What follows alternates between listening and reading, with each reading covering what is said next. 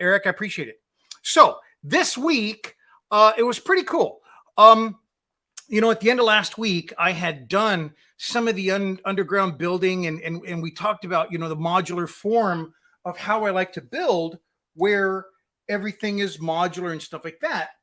Well, the only thing that I had built up until that point was this and two other rooms, but I had a whole bunch of other stuff that I needed to build. And so that's kind of, you know, what I started off doing. Mouth moving, no sound. Yeah, that's how it was. But we're good now. Thanks very much.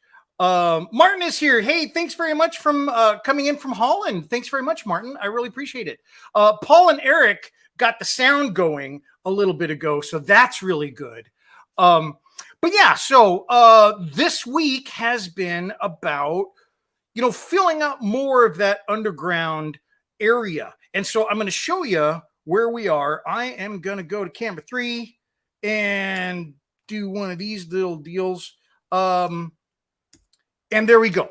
So this is, I'm going to get me in the right spot. I don't even know what I'm doing. Okay. So this is, what it looks like now with all the different wooden parts of it built. So now these are all individual little like rooms, passageways, tunnels that I can pull out, work on, and put back. So that's really what I did last week is just kind of finishing all of those. Hey, John is here. Thanks very much, John, for coming in. Hello, sir.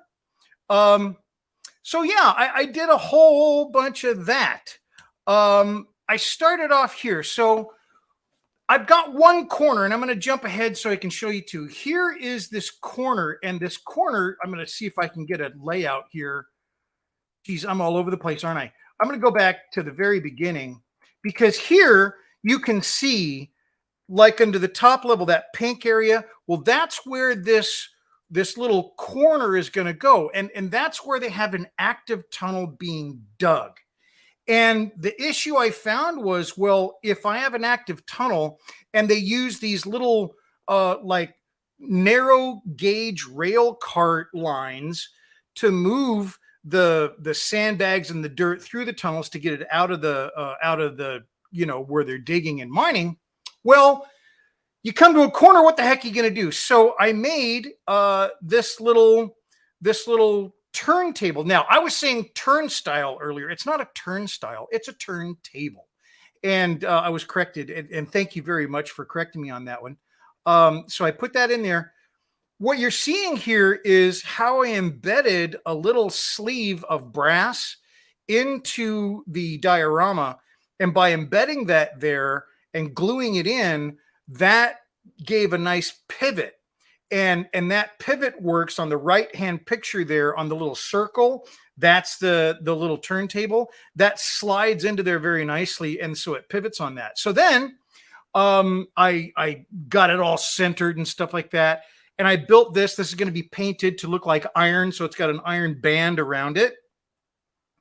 And then I mounted just a small piece of N-gauge track. Now, this N-gauge track was like the smallest that I could find already built up. And I even thought about not using the little ties that come with it, you know, just using the rails. But I think the ties that come with it immediately say to me, rail track. And I think that's important. You know, one of the big deals that I'm always trying to kind of convey is I want immediate recognition in a diorama, right? I want to be able to have the diorama to have elements that you're not going, what is that? You know, if it's quizzical because you're interested in it and it's like something that you want to check out, that's one thing, right? But I don't want it to be so you're like, that doesn't make sense, or I'm not recognizing what he's doing, or why did they do that? I mean, if it's, you know what I mean? So I'm kind of balancing that kind of a deal. And this was part of that. It might have been more accurate even to put the rails just mounted on the wood, like I saw in some drawings. And I did see in some illustrations that I have. but I think doing it like this makes it much more recognizable. So now I'm just going to show you, I built the little tunnels, and here's how I build my tunnels. It's really not difficult, hard, whatever, though I am working on a little class that I spoke about last week. I am working on a little class that I'm going to give where everybody has a little kit they can buy with materials, and then we do some woodworking, because it is a little bit different than if you're a modeler, you've maybe not done a little bit of woodworking, and I think there's some great things that you can do. So anyway, oh, Marcus here. And then Martin has a question. Martin says, how did you glue it? PVA? No, actually, I like using super glue or cyanoacrylate CA glue for wood. And it works really, really fast, number one. It's typically not seen. I mean, I've done it where I've globbed a bunch of it on there and so you can see it, but it works really well. And so all of this is done with super glue. And on the porous woods, like the balsa, it glues fantastic. It soaks in really, really careful, or really, really great, but you've got to be careful because it can cause some issues too. Hey, Marcus here. Hello, Mark. It's great to see you. Thanks very much for coming by. I really appreciate it. So we're just talking about, building these, and, this is the same kind of wood that I've done before. If you look at the top of the back post, it's kind of white in color. And I'm sorry. I got a better question here. Martin, thanks very much for re-asking that. I meant the brass tube embedded in the foam. Okay, folks, this is a really good point. And Eric is asking the same thing. I think that's a really good point, because if you try to use super glue, which is what I actually used, if you try to use super glue on the pink foam, what it's going to do is it's going to melt the pink foam. So I should have taken more time and spoken about this. So right there is the PVA. And I think Martin said, is this PVA? Well, yes, that is PVA. And so what I did was I got in here, I made sure it was the right place that I wanted first. Then I pulled out the sleeve. I put PVA inside the hole. And what I wanted to do with that PVA inside the hole is I'm trying to seal the foam so that it is dry and sticks to the foam and creates a barrier so that I can then use the CA glue that I finally used to mount that in there. I can then use the CA glue and it won't melt the plastic, because if you go with the CA glue right to that foam, it will melt it. So very, very good points, Martin and Eric. Thanks for asking and asking me to clarify. So yeah, that's exactly what I did. The PVA glue that's on the outside here was just to make sure that I had enough sealer there around that, because I wasn't sure if I was going to glue that part down yet or not. So I just put more PVA glue around that so it was sealed off. And here you can't see it. There you can't see it. But yeah, I'm seeing if there's another place where I show it. There really isn't. But I mean, that's what I did. I did use PVA, coated that entire area, put PVA inside the hole. And look, PVA does not want to dry very quickly without a lot of airflow. And so to get it to dry in that hole, it actually took a number of hours. I had to go in there and lighten, the thickness of the PVA that I put in that hole so that I could secure it. So I think it's really important to get that down first and then use your CA glue. So thank you very much, Eric and Martin. That was a very good point to make. And if you have any more questions, please ask, because yeah, I did take special considerations to get that piece of brass in that foam. Josh is here. Thanks very much, Josh. Looking forward to our AMPS meeting tomorrow. Yeah, we're going to have the Seattle AMPS meeting out at my place tomorrow, which is very weird because I don't have people to the shop. It's just like, I have like one person that comes to the shop. His name is Stephen Robbins. We've been, friends for a long time, and he's part of like our model groups and stuff like that. So Stephen comes out, but I don't really have anybody else out. So wow, it's kind of cool to have somebody have some people over. Neil is here. Hello, Neil. Thank you very much. Now, does everybody remember Mr. Neil Bullard? I talked about Neil Bullard's dioramas and his very, very realistics. And I think they're 1/6 scale or 1/12 scale. I mean, it's like a 12-inch figure that he's working with. And they're just phenomenal. And I think I directed a few people to go there. So Neil is here. Thank you very much, Neil. And I'd love to hear your comments about how I'm doing stuff and things like that. Neil confirmed it's 1/6 scale that he does. Very nice stuff. Man, his cobwebs are brilliant. And so I think I asked him, that was one of the first things I ever asked him the very first time I saw his stuff. He's like, how are you doing that? And I think he just said it was it just PVA? I don't know. See, I got to ask again. But thanks very much for coming on, Neil. And I'd love to have, any insights as we go forward. Hey, Scott's here. Howdy, gang. Hello, Bill. Looking forward to seeing this. Thanks very much, Scott. I hope it's a little bit cooler in Texas now. That's been a heck of a deal there. Go for it painting. Hello. Thanks very much for coming in. I really appreciate seeing it. And that was just Neil confirming it's 1/6 scale that he does his dioramas. Brilliant dioramas. Now, the other thing that Neil does is, and it's something I've wanted to do for a long time. I've talked about it for 2 or 3 years, just with friends. I've wanted to film some of my dioramas in like a short story, tell a short story with it, or a little video. And Neil's done some of that too. So yeah, love to hear more about that, Neil. Scott, tad bit cooler. Thanks very much. I mean, I worry about you guys down there. My brother lives in Texas, and man, is a heck of a deal with 115 and 110 and stuff. Just crazy, crazy stuff. Well, let's take a look at this again. Let's get back to this. So I hope everybody has gotten some answers there, because yeah, it is very important when you're securing that and using CA glue that you don't put CA glue right on the foam. It will melt it. It's just so hot. It's got these chemicals in it. And I think it's acetone or something like that. And I'll just burn right through this stuff. So very, very good point. Thank you very much, gentlemen. So I went through that. I mounted that on there. I made that little circle on that. Cutting that circle was rough. I have a circle cutter, but cutting a circle inside a circle, like for a flange like this, super difficult. So I had to do it by hand, but it came out fine. This works great. It turns on there. I did mount this. I didn't mount all of the track. I mounted 2 parts of it, this and then the follower that I'll show you here in a second.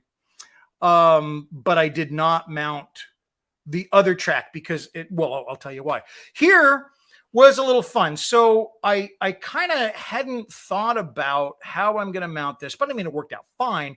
But to mount these together, I didn't leave myself basically a mechanical joint.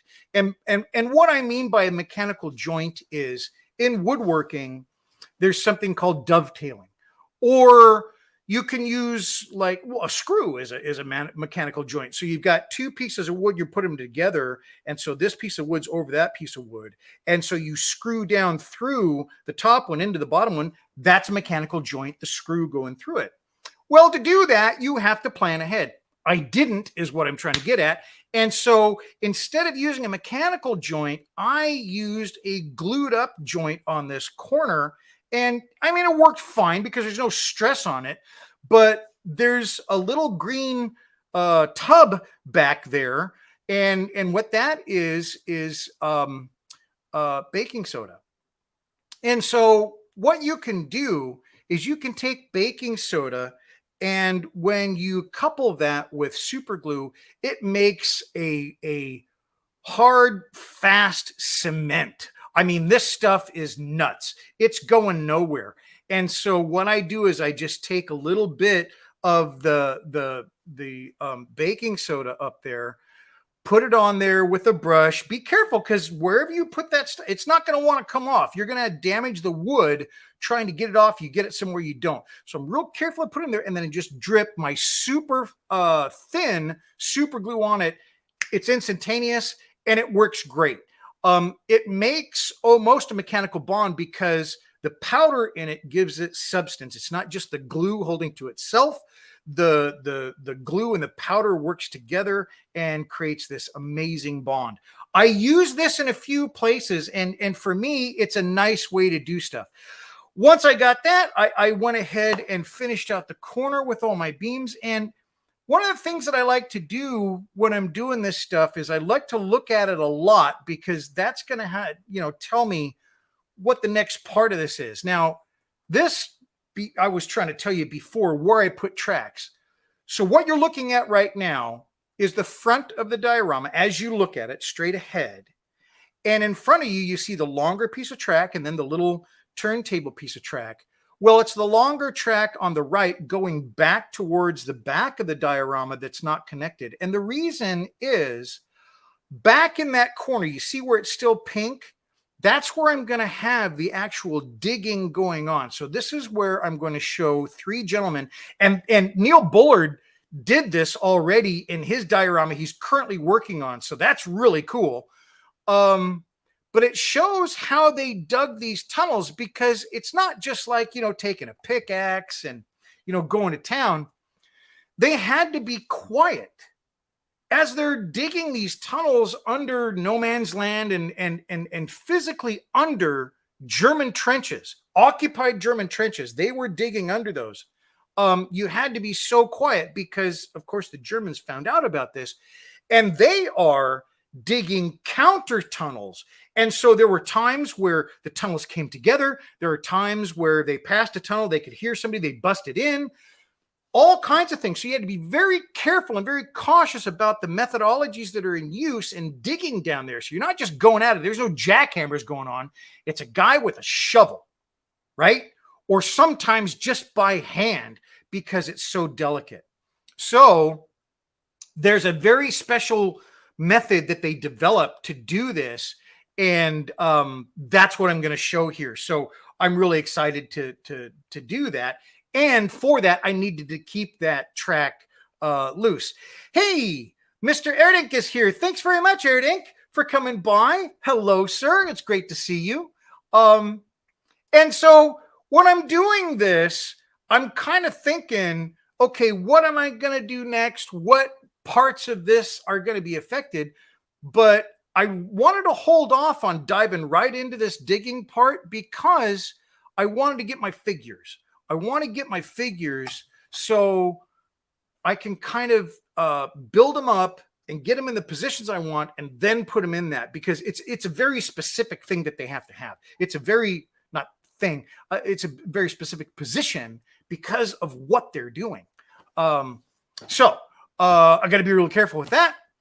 The next thing that I done, so I'm sorry, that's just the one that goes down there, is I want to take like a picture, and I use my iPhone for this and it works great, so that I'm standing in it. I'm really trying to get super close so that I can get the perspective of standing in it, or even crouching it, because these are small tunnels. You couldn't probably stand fully in it. I want to get those pictures. I want to get those shots so that I can see if I'm close. It's almost like a little reality check, right? You want to look and see if it's looking realistic, if you're getting there. So the best way I've been able to do it is to just take my iPhone, get super close and take it, because if you get down there at eye level and you're looking at it, just physically looking at it, you just really don't get that perspective, but you really do when you take your photo of it. So I think that's a really important part. Do that a lot, and I think it's going to help. Next thing I went to build, well, this wasn't the next thing because I did this little hallway to the left in the picture, but I just want to talk about this. This is the testing area. And so what I did was, here's the bigger view of everything. Above is the tunnel that we were just looking at with the little turntable in it. And then below is the area which is going to be the testing laboratory. So I just love 007 and stuff growing up, and you saw Q, and they would go and they would, get all of his cool tools and stuff. But there was also testing going on in the background, right? There'd be like a flamethrower, there'd be darts, there'd be explosions, there'd be a new car that Bond is going to get. Well, because this is a British tunnel, I figured, some of that had to come from somewhere. So why not? So that's what this tunnel is going to be. Or not tunnel, but this room is going to be. So this room is built to be that testing lab, that area where either weapons or whatever are tested before they get them out there. So since we're doing a flamethrower, I needed to build this little backstop. I wanted a brick backstop. And so I bought a bunch of these little 1/35th scale bricks and started building this little backstop. But I kind of ran into a problem. They're really nice bricks. As a matter of fact, I think they're a little bit too nice. They look like they're molded. They're not. They're individual bricks. And I stacked them up maybe a little bit too precisely. And it gave me something that, to me, looks a little bit too perfect. I don't want it to be perfect. So that's an issue. And I'm going to have to deal with that. Oh, I got a question here from Neil.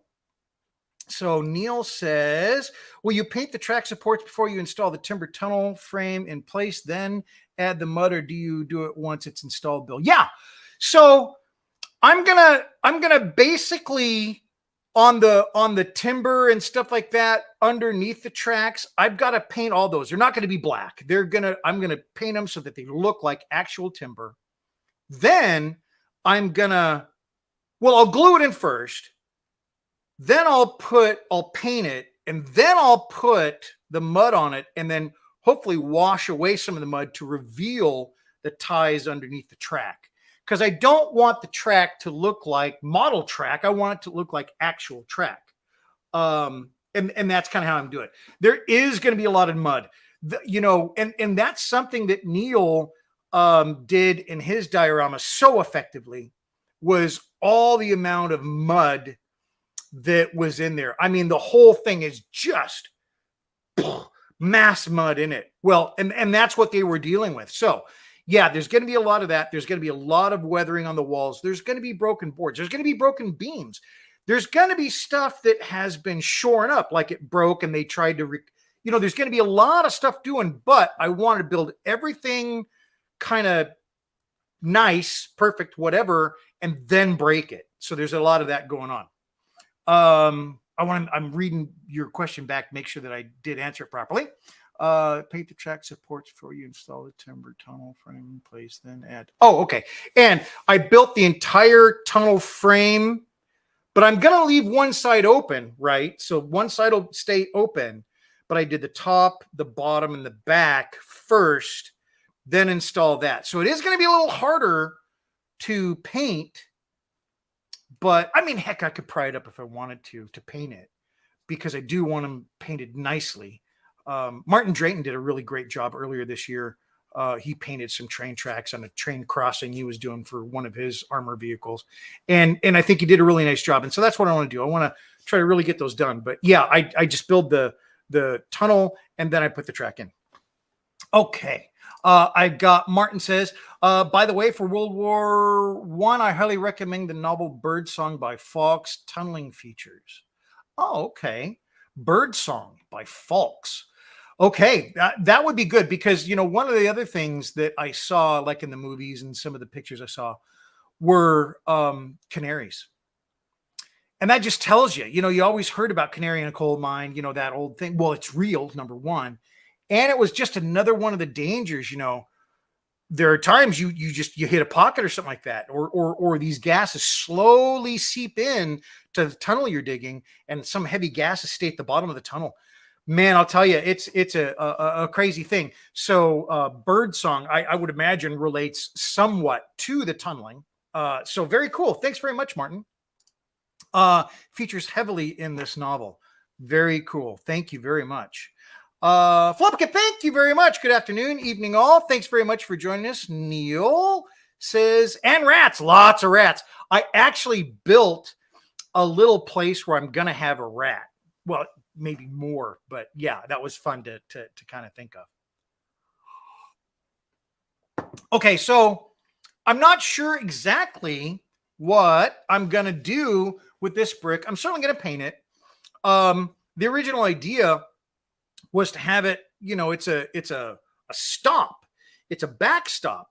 So what it's doing is I'm going to be shooting flame into it, and it just needs to be able to stop it from, burning them all up. Obviously, they're underground.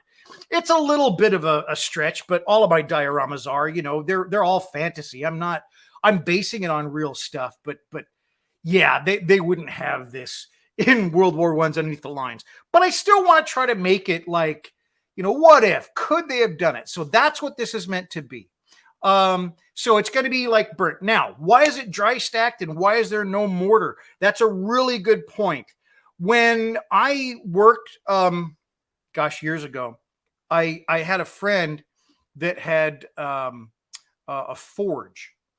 And what he told me was in his forge and stuff, because it was just a little tiny forge, is you dry stack your bricks because they're always expanding and contracting, and your mortar will crack if you're always heating it up and cooling it down and heating it up and cooling it down. So with fire, dry stacking is fine. There's nothing impacting it. There's nothing hitting it. They're just dry stacked. And if some bricks do deplete over time because of the intense fire, you can just unstack them, pull those bricks out, put new bricks in. So I went with dry stack. Well, again, it looks a little too perfect. So I got to do some more to it. The other thing that I wanted to do was get some sandbags on it, like some backing and stuff like that. So I put sandbags on the front and back of it. And I like that much better. And then I think it fills the space a little bit better as well. So the next thing I started in on was a standing chalkboard. So, I'm a huge Indiana Jones fan. And the first Raiders, when they go into the library at the very beginning of the movie, and they're talking to the government agents about this new thing that they have to go and do. He's drawing on a standing map or a standing chalkboard. And so I always want to make one. So I turn these little tiny stiles, and I got to get over here and change the picture. Sorry. Turn these little tiny stiles and made a little tiny chalkboard. And it works, which is kind of fun. And for the chalkboard, it's just a piece of wood and flat paint. It just works fine. It's a little bit light in color. So I did, and later on you'll see it, I did kind of use my vinegar and steel wool solution to age it. So I think it looks a lot better because it shouldn't be that bright. But that's going to be in there, and there's going to be drawings, and I'll figure out what drawings are in there. And then I also, because this is like a working where they're designing things, I made a couple of workbenches in that same room. And those workbenches are going to need tools. So I got to build tools, or I got to make tools, or I don't know how I'm going to do all that. But there's kind of the bird's eye view from the top down. You can see where the workbenches are.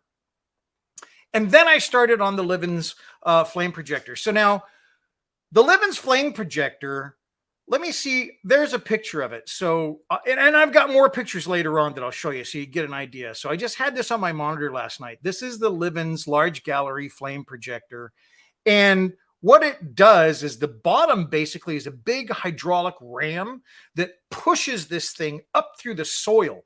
And as it emerges, proud of the soil, then it kicks on. You throw a lever and it kicks on this the high pressure is what drives it up, but then it kicks on the fuel, and then it ignites, and then it sprays the Germans. It can be, swiveled left and right. There's a big handle in the back. And so that's what I'm looking at as I'm building that. And this is what I came up with. I did it all out of brass just because I just figured it would be a lot easier to do. And I have some of those small brass pieces where I can cut them and, slip ones inside the other stuff, try to make hydraulic rams and stuff. So I'm pretty happy with it. I think it came out great. I think it looks pretty darn close to the picture, the Livens gun. And then here it is with primer on it. And there's a cleaner picture. I think it's easier to see. So that's what the Livens looks like. And then they're showed it's a little bit taller than the guy because it's in 1/35. So I'm really happy with it. I think it came out great. Now I've got to figure out, how I'm going to fuel it. So this is it in the testing lab. I think it fits. It's a little bit high. So I think what I got to do is maybe kind of dig down just, I don't know, 1/4 inch or something like that, and maybe have a dropped area where it's put in. I've already got this raised area back here, here near the rear. That's a raised area right in here. I don't know if you can see my mouse. I'm trying.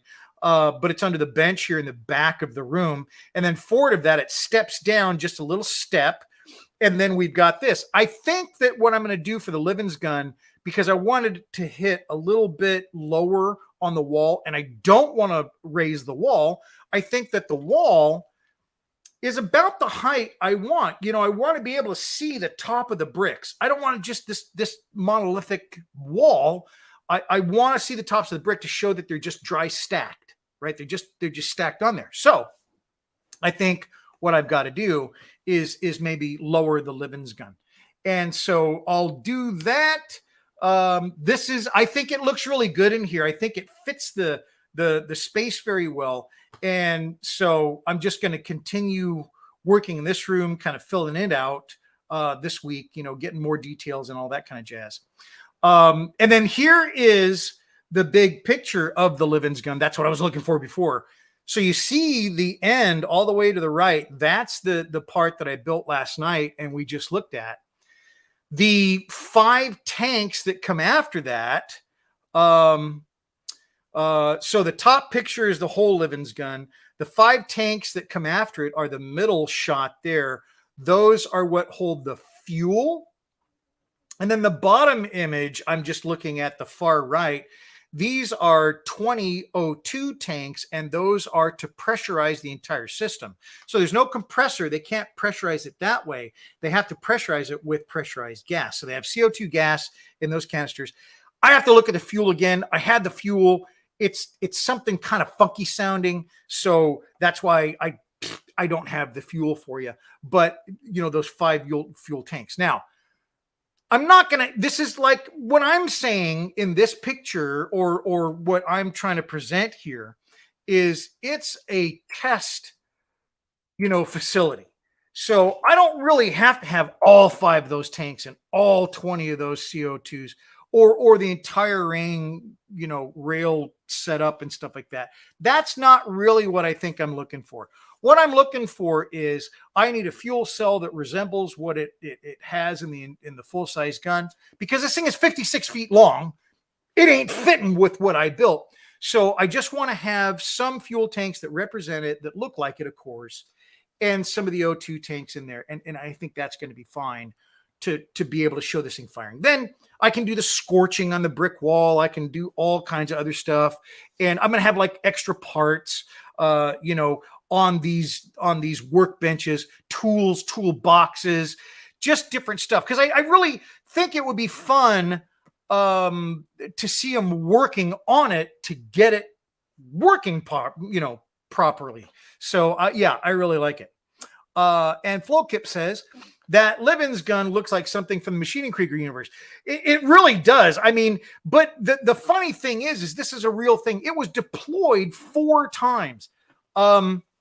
Now there's a link in the description of the broadcast, and that link goes. There's 2 links. There's the Wikipedia link, which is where I got this cool image that shows the Livens gun, or the Livens Flame Projector, and there's a link for was it hydrazine?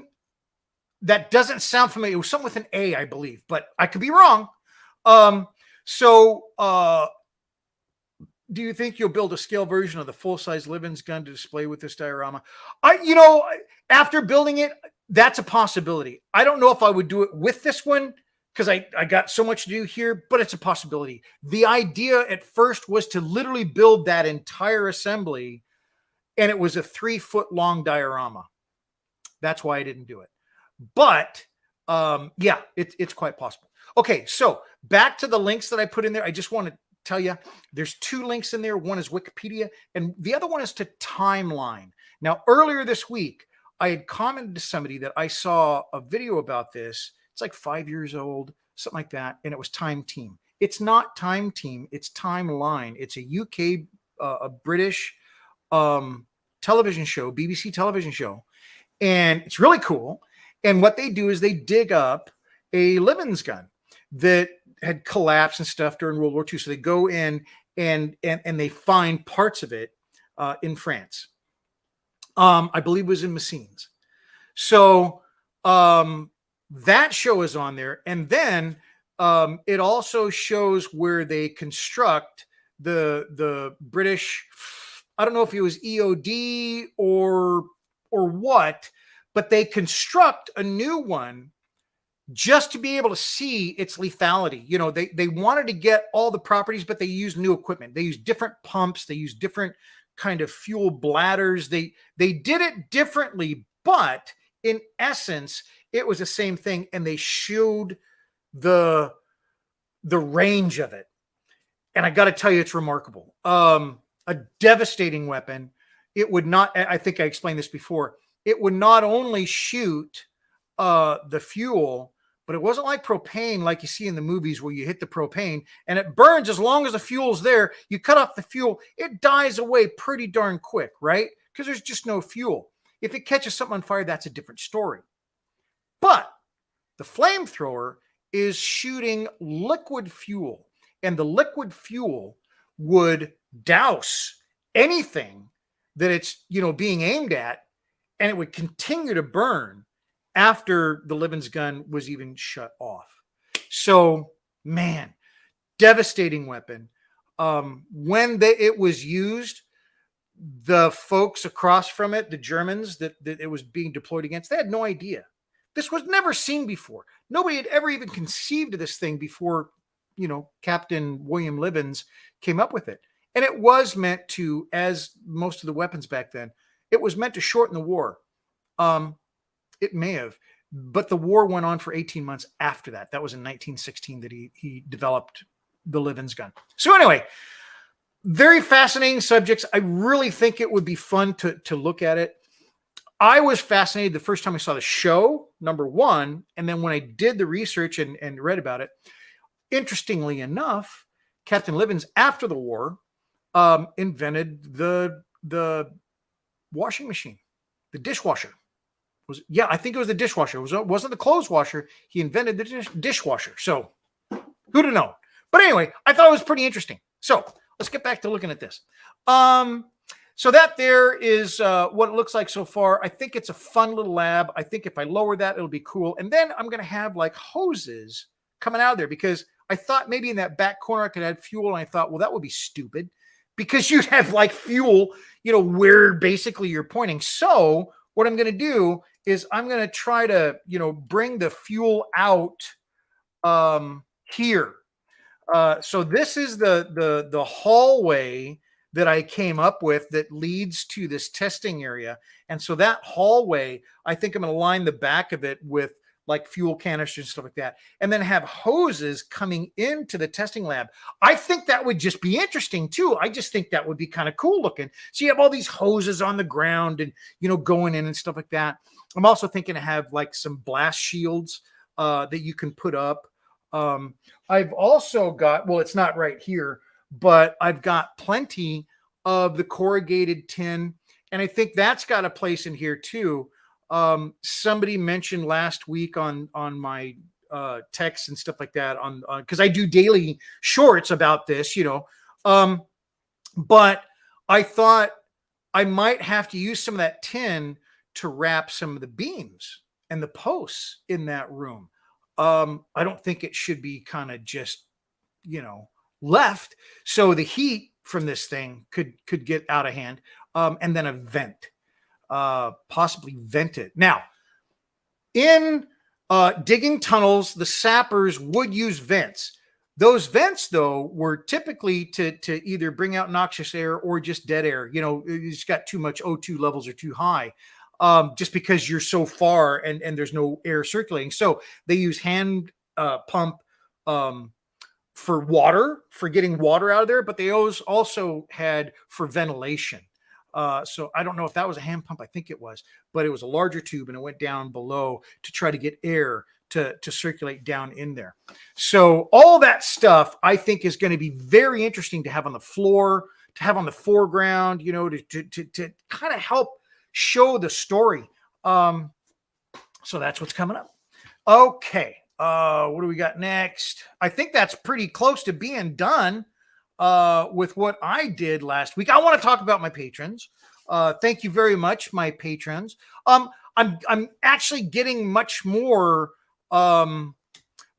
active on Patreon. Thanks very much to John Roback. John kind of helped me, you know, get over the hump a little bit, and so Mark Doremus is on there too. So if you're interested in becoming a patron, I really appreciate it.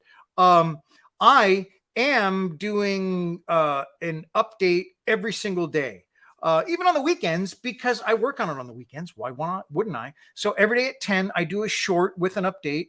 And so some of the stuff those folks have seen, but they haven't seen it to the detail. So anyway, I think it's kind of cool. Let me see. Where's the hydrazine? From weapons of mass destruction to sparkling dishes. Yes, John, he was just a true visionary, he was. Considering the projector uses flammable liquids, having the projector in a recess would keep any spilled liquids contained.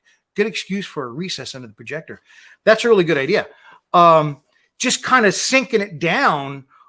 Number one, it'll get me a little bit better centered on that blast wall. And it would look kind of cool. I even thought about having a dirt bottom. You know, I wasn't sure. But we'll just see. So now I have those pieces. I'm going to talk about them a little bit. But I was going to do the top down. And so I'm going to try to get this in a manner in which I can show you this stuff top down, because there's a couple of things I thought would be kind of fun to see. Let's turn this off. Thank you very much for that, Mark. Okay, so we go top down here. So here is, you know, the hallway that actually leads to the room. So this is our blast room, or our testing room. This is much shorter than this. So what I may be doing is doing like an angle here to kind of match that up. This is going to go everywhere, but you can kind of see the difference there. Here is our fun little Livens gun or flame projector. It wasn't, I mean, that's the other thing I think that's fun about it. By doing it out of brass, it's a little tougher. It's a little bit easier to work with. It's not quite so delicate as plastic. There's certainly plastic and styrene on it, but the brass, I think, is a really a good way to do it. Here is the little turntable. I said turnstile when I was first posting about it this week, but it's actually a turntable. I'm going to try to zoom in here because, you know, I did this a few times. This week, I'm trying to take this little tube right here and I'm trying to glue it down to something flat. And I did that in a couple instances. That's exactly how I tried to start at the base of the Livens flame projector. Was I started with a tube and I needed basically a flange. And so if you can't find a flange or you don't want to cut one, I was able to just find a washer. And by putting the washer down around the tube and then securing it with super glue, it secured it really nice. You know, I didn't have to cut into this. I didn't have to do any other shoring or anything like that. Just that flanger out there, you know, gave it the stability to keep it like upright so it's not going to bend or break off. I mean, it's not there. I can't put any stress on it, but at least I can mount it on there really good. So again, it's just a piece of brass tubing, and then I put a washer around it, and it fit nice and relatively snug. And then with the addition of the super glue, that became a perfect mount to keep that on there. So if you're trying to do that same thing, that's one way to do it. here is the underside of that tracked piece, where we're going to have the little track, and here's where I did the baking soda and CA glue. And I just wanted to show you this because I'm telling you, this stuff is like rock hard. Listen to this. So, I mean, when I'm putting that there, it's not coming off. Typically, if I were joining two pieces, like I was saying before, it'd have like a mechanical thing. And that's what I've done here. So at the end of this tunnel, it looks like they're continuing to build the tunnel. Okay. And that's the side where they're going to be actually digging on the mine face. So they're digging this as they move forward. So each has to be piece by piece. Well, with these pieces, you've got something to connect to, and then the floorboards can be continued on. So, but that one, that was just kind of a thing on my part. This is actually flexi gauge, and I've glued it so it won't flex. But the nice thing about this stuff is it's flexible. So one track is basically secured to these little fake plastic track or ties, and then this one is loose. I've got more of it here, and so the cool thing is is you can just do this, right? You don't have to buy corner pieces. Now it's got some spring to it, so you got to secure it very well. But I could do something like that. Now, that's one of the issues that I came with on this when I had to do that little turntable. What I said to myself is, well, do I want to cut that corner that deep? And that was right there the issue. That was the deciding point of saying, I'm going to do a turntable, because it just took up a little bit too much room. I had room. I just didn't think it was how they would do it. I think when they're down in the tunnels, of course, they've got these sections of track, and are they going to bend a track? It's not easy. Or are they going to keep sections of track that they could bend? No, I doubt it. Now, I said earlier on, like my not live streams, but my shorts, I don't have any evidence that they used a turntable. I use something that I know is in the rail industry, and I just used, well, that would be easier than bending track. So that's why I put this in here. It's not that I really understand that this is something that they would use. I don't know, but it works. The other thing I think I need to do is, and I'm waiting on the trucks, the little wheels that go on a little train. I've got some N gauge trucks that I've ordered. And when I get those in, then I can build the little cart. And once I've built the little cart, I think this on one side of it, like as the cart's coming in here, it needs a stop, right? So it needs to stop the cart, but I can't build that until I see how big the cart's going to be. It just needs to be a flatbed, because all they're doing, it's not like a train car, that you're filling dirt into. It's not like that.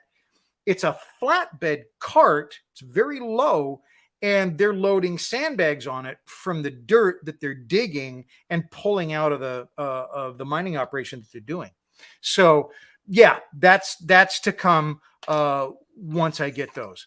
And then lastly, this is the little short straight tunnel that goes right off of, here's our down shaft. This comes right off the back of the down shaft and goes directly toward no man's land. This is going to be a listening position, and that's one of the things that they had. It was very, very necessary, because remember I talked about, underground, you could hear stuff, and there were German soldiers digging as well as Anzacs digging toward the Germans. There were Germans digging towards the Anzacs, and so you had to have listening stations. So they had specifically placed listening stations where they would have somebody at the end of a tunnel and just listening. And so that's what this is going to be. So I'm trying to represent kind of like all the little different things that basically I saw in movies, or I saw in pictures and reading and stuff like that. Okay, I need to come back because I think there's some comments here that are necessary. Mark Dramus, I got a thumbs up. Perfect. I think that was for your dropped area. I used air dry clay for my clay. What intended to use, Bill? Yeah, I like to use air dry clay too, Neil. It totally really like that stuff a lot better. Number one, for me, the reason I got it was the cost. I said, this costs a heck of a lot less than Milliput. Number two, there's some really neat properties to the clay. It has some fiber in it. And in a previous diorama, my Tarawa diorama, I was able to do, it's kind of hard to explain, but basically when you're firing a weapon, right? Like a big artillery piece, right? There's a big massive concussion that comes out the end of the barrel. Okay. Well, if that is placed over sandbags, the concussion over time will split those sandbags. Okay. It's just too much. It breaks the fibers down and it splits the sandbag. I saw this when I was in the military. Well, I did that in one of my dioramas with sandbags with this air dry clay. And the cool thing is when you kind of manipulate it and look at the top of that sandbag and you're pulling it apart, it looks fibrous like cloth. And then, so I kind of peel it back. It looks like that. And so little fibers coming up for the air dry clay, the kind I use is Sculpey. And then I sprinkle a little sand in there. Looks like a blown sandbag, and it's awesome. So air dry clay for me, at least for sandbags, for good. I have some milliput, and I use milliput. It's great stuff. It's quite a bit more expensive. But again, for its application, can't beat it. Okay, thanks very much, Neil. I use air dry clay for my clay digging out face where you're going to use, Bill. Aha! So I asked this question before, and I made this comment that I wasn't sure how I was going to do that end face where they're digging. And I didn't know that you used air dry, but that's perfect, Neil. That's kind of what I was thinking of doing. Maybe a mix of that and the sanded grout, around it for the stuff that kind of falls. But that's great. Yeah, that's probably what I'm going to do. And I'd love to see more on how you did that. I love your kind of work in progress pictures, Neil. But I bet me and a lot of other people would like to know how you're doing stuff, just like you're saying here. So that's really cool. Maybe we could have you on the show sometime. I've had special guests on before, and it's always been fun. So maybe we should talk about it. And it's the same thing I did last time. I'm such a jerk. I'm like saying this online in front of everybody. That doesn't give you a really good out. So I'm very sorry about that. My apologies. But it would be fun to have you on. I can't deny that. So the clay at the depth would be blue clay. As you come up to the trench, it would be different colors of earth, loam, etc. And under the blue clay, the flint would be chalk. Very cool. And that's something that I saw in some of the movies. There were different colors of the soil and things that they were going through. And because it was relatively consistent in the area they were digging, one side could tell what the other side was depth-wise. So that's pretty neat. I mean, I love the thought about that happening, during World War I. You're just, obviously you're fighting a war, but you're also using everything in your capabilities to figure out what the other guys are doing. And that's just something that is very special to that. It's not good or bad. I'm not trying to say good about war or nothing like that, but it is something that forces you to use the very best you got, because it is a life and death situation. So I think it's amazing what people come up with during wartime.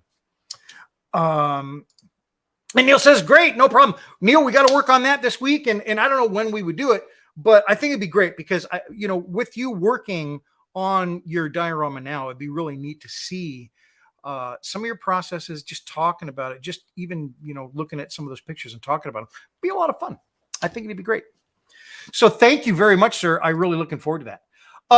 Okay, so that's what I got. And then tomorrow, I'm having the Seattle Amps folks come out to the chateau. And should be a lot of fun. It's sometimes a chateau, sometimes it's a ranch, sometimes it's like a state park out here, whatever. But yeah, I'm really looking forward to it. Like I said, I don't have people out to the house, the shop. My shop is at my house. My shop is kind of my sanctuary. So it's kind of a big deal for me. I don't know about anybody else, but it's kind of a big deal. So I'm really looking forward to it. And I'm really looking forward to showing people the shop. We're also going to do a little class on building a basic diorama base.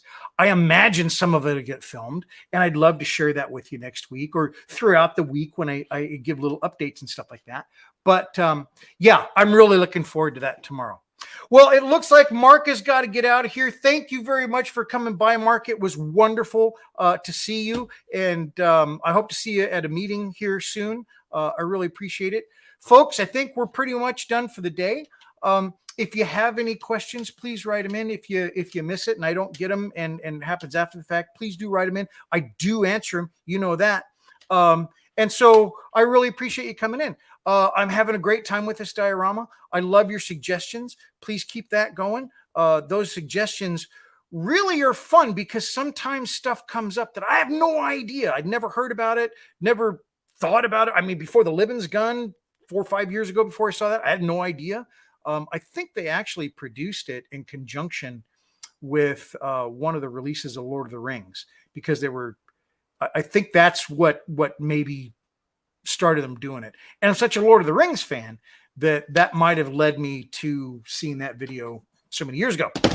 So anywho, thank you so much, everybody. Mark says got to go. Paul is here. Thanks very much, Paul. I didn't know you were on earlier, but I hope you got to see most of it, and I hope it was enjoyable. I hope it was interesting. I don't always know if it will be, but I really appreciate it if you did like it. Great show. Thanks, Bill. And thank you very much, Neil, for coming on. That's really super fun. You know, this is a gentleman that I saw a long time ago. Just was so impressed. And now he's on the show and might be on the show. I really, really think that's fantastic. And I know you guys are going to really enjoy what you see too. Flopkip, see you again next time. Thanks very much for coming by, sir. I appreciate it very much. And thanks once again, Bill. Have fun tomorrow. Don't forget the novel. Cheers from Holland. Thank you very much, Martin. I will look at that. Yeah, I think birdsong. Birdsong sounds like, Japan or something like that. Sorry, I think there was a movie with birdsong in the title. But when you think about it, the mining in World War I, oh my goodness. Gripping stuff. So thank you very much. I appreciate that, Martin. And Eric, thanks, Bill. See you tomorrow. Have a great one, everybody. I hope you have a wonderful Friday. I hope you have a wonderful weekend. I hope you get a chance to get at your bench and do a little bit of modeling. And if not, you could watch my videos and there you go. It's almost like modeling. Have a great one, everybody. We'll see you next time. Bye-bye.